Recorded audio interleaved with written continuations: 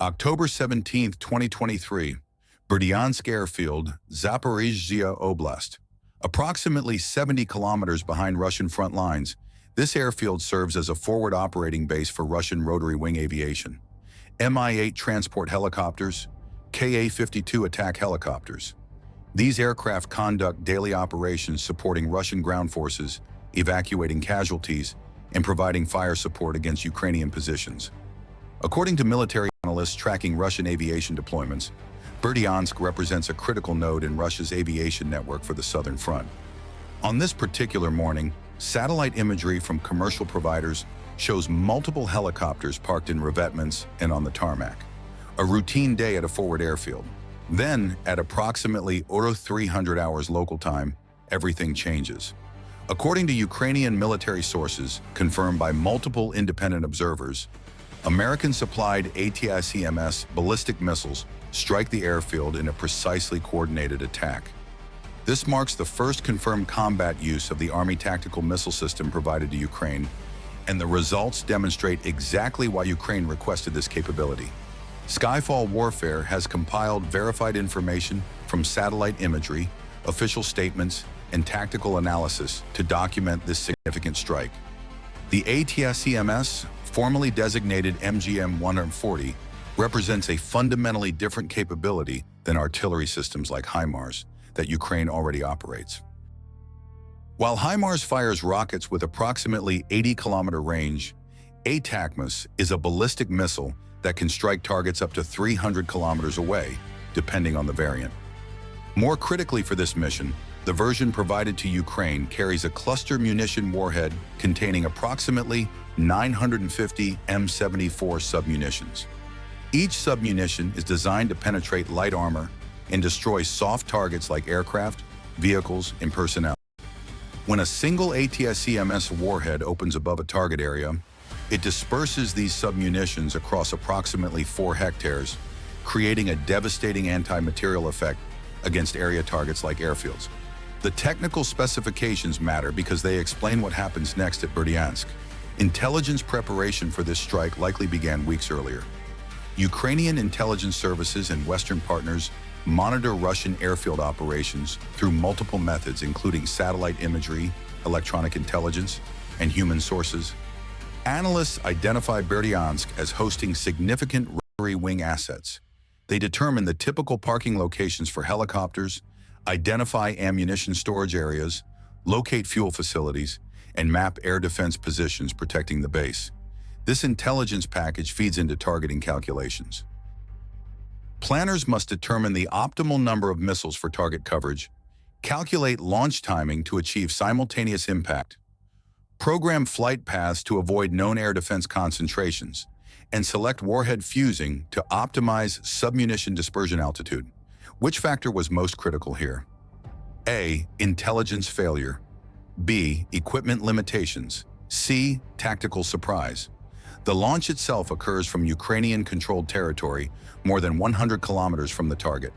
ATACMS missiles fire from the same M270 or M142 launcher systems that Ukraine uses for HIMARS rockets, requiring no new specialized equipment.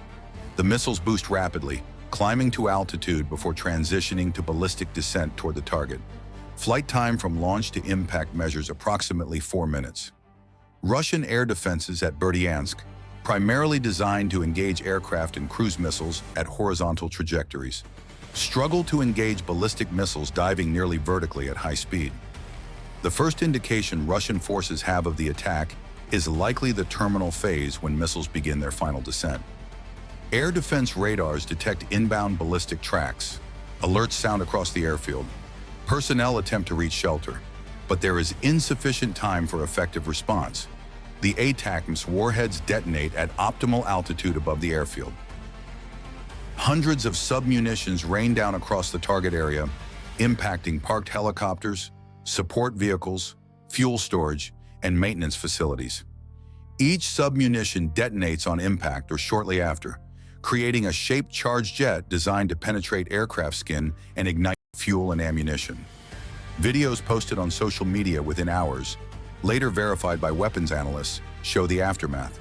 Helicopters burning in their revetments, secondary explosions as onboard ammunition detonates, fuel fires creating large smoke columns visible for kilometers. Ukrainian official statements released later that day claimed 9 helicopters destroyed or heavily damaged, including multiple Kr-52 attack helicopters and Mi-8 transport variants. Russian sources initially dispute these claims, but satellite imagery analysis conducted by independent organizations confirms significant damage. Commercial satellite imagery from Maxar Technologies, captured within 24 hours of the strike, provides objective verification.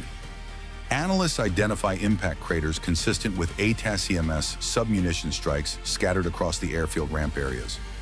Multiple helicopter positions show visible damage or destroyed aircraft. Comparison with pre-strike imagery from October 16th clearly shows helicopters present in locations that post-strike imagery reveals as damaged or destroyed. This satellite evidence corroborates Ukrainian claims and provides the documented proof necessary for accurate assessment. Have you seen the satellite images from this strike? Check the sources linked in description. The tactical significance extends beyond simple battle damage assessment. Each Ka-52 attack helicopter represents an extremely valuable asset. These helicopters, among Russia's most modern rotary wing platforms, carry anti-tank missiles, rockets, cannons, and sophisticated sensors.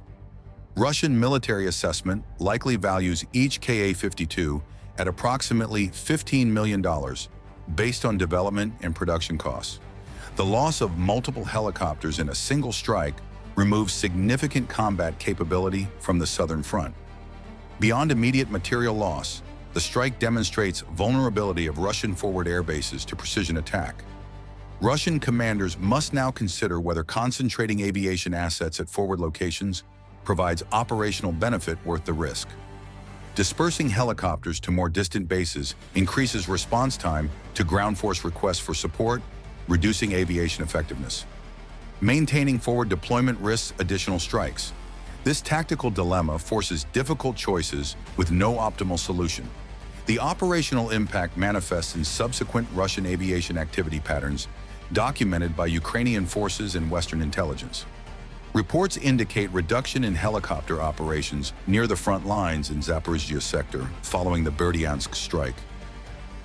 Russian aviation appears to increase operating altitudes and reduce time spent in forward areas, likely reflecting new restrictions imposed by commanders aware of enhanced Ukrainian strike capabilities. Which system proves most effective in this conflict? A. Long-range missiles. B. Drone swarms. C. Combined operations. The strategic implications of ATACMS introduction extend across the entire conflict. Russian logistics nodes, command posts, ammunition depots, and transportation hubs previously considered safe behind front lines now fall within strike range. This forces Russian military leadership to relocate critical facilities further from the front, increasing logistics strain and reducing operational efficiency. Ukrainian forces gain ability to interdict Russian operations deep in occupied territory without risking manned aircraft or special forces teams. The psychological impact on Russian forces cannot be measured precisely, but appears significant based on changes in deployed posture. American political considerations around ATACMS provision reflected concern about escalation and weapons inventory. The Biden administration initially declined Ukrainian requests for ATACMS, citing limited U.S. stockpiles and concerns about Ukraine striking deep into Russian territory. The decision to provide older ATACMS variants with cluster munitions rather than newer unitary warhead versions represents compromise between Ukrainian capability needs and American policy constraints. Restrictions on targeting Russian territory proper remain in place, limiting strikes to Russian-occupied Ukrainian territory. These political limitations shape tactical employment, but do not eliminate the weapon's significance. Russian responses to ATACMS deployment include several documented adaptations. Air defense assets relocate to better protect high-value installations. Aircraft disperse to more airfields, though this reduces operational efficiency.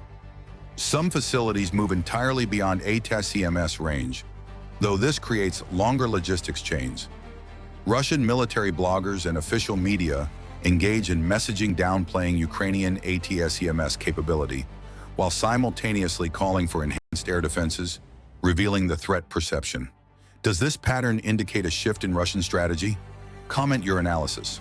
Follow-on ATACMS strikes documented in subsequent months against targets including the Luhansk airfield on October 17th, same day as Berdyansk, show Ukraine employed the capability immediately across multiple targets. This simultaneous multi-target approach maximizes surprise and divides Russian defensive attention. Later strikes against headquarters facilities and logistics nodes demonstrate expanding target set beyond initial airfield focus. The pattern reveals systematic Ukrainian campaign to exploit ATACMS capability rather than one-off demonstration strikes. Tactical lessons from Berdyansk include the vulnerability of concentrated high-value assets to precision cluster munitions, the challenge of defending against ballistic missiles with existing air defense systems optimized for other threats, and the operational impact of extending adversary strike range behind front lines. Russian failure to adequately protect the Berdyansk airfield, despite weeks of Ukrainian ATACMS possession, indicates intelligence security or complacency failures in Russian military planning. The economic calculation shows asymmetric advantage favoring Ukraine despite American weapon costs. Each ATACMS missile costs approximately $1.5 million based on U.S. procurement data. The Berdyansk strike likely employed 2 or 3 missiles, representing $4.5 million in expended munitions. Against this cost, Ukraine destroyed helicopters worth collectively over $100 million, damaged support infrastructure, and created operational disruption worth additional millions in reduced Russian combat capability. This cost-exchange ratio validates the weapons request despite American inventory concerns. If you follow verified military analysis, type verified. Long-term implications for aerial warfare doctrine emerge from this engagement. Forward airfields in active combat zones require robust air defense specifically configured to engage ballistic threats, hardened aircraft shelters capable of resisting cluster munitions, dispersed parking to prevent single strikes from destroying multiple aircraft, and potentially underground or camouflage facilities for high-value assets. These defensive measures all impose costs and reduce operational tempo, creating sustained burden even after initial strike. The Berdyansk strike also influences Ukrainian tactical planning for integrating different strike systems. ATACMS provides capability, HIMARS cannot, but costs significantly more per shot. Optimal employment doctrine likely reserves ATACMS for high-value targets beyond HIMARS range, while using cheaper systems against targets within their envelope. This tiered approach maximizes cost-effectiveness while maintaining strike options across the full depth of Russian-controlled territory. What tactical adaptation should we watch for next? Share your thoughts. Verification of this strike comes from multiple independent sources, providing high confidence in documented facts. Ukrainian military official statements, Russian military blogger reports acknowledging losses, Maxar Technologies satellite imagery showing pre- and post-strike comparison, analysis by Institute for the Study of War and other think tanks, and Pentagon confirmation of ATACMS provision all corroborate the basic facts. While exact numbers of destroyed helicopters remain subject to minor variation across sources, satellite imagery confirms significant successful strike against meaningful targets. The tactical reality demonstrated at Berdyansk on October 17, 2023, shows precision long-range strike capability fundamentally alters operational calculations in modern warfare. High-value assets cannot be protected through distance alone when adversaries possess ballistic missiles with appropriate range and accuracy. The ability to strike targets deep behind enemy lines without risking manned aircraft provides significant operational advantage.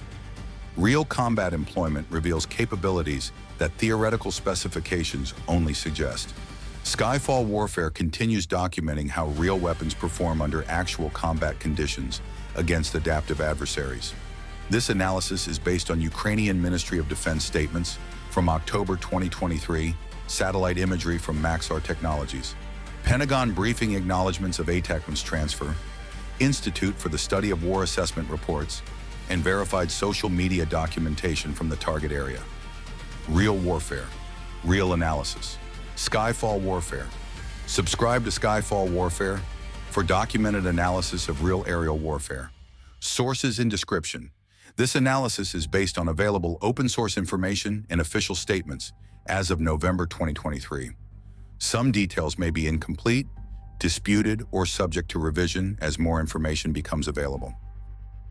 Skyfall warfare aims to provide fact-based analysis while acknowledging the fog of war.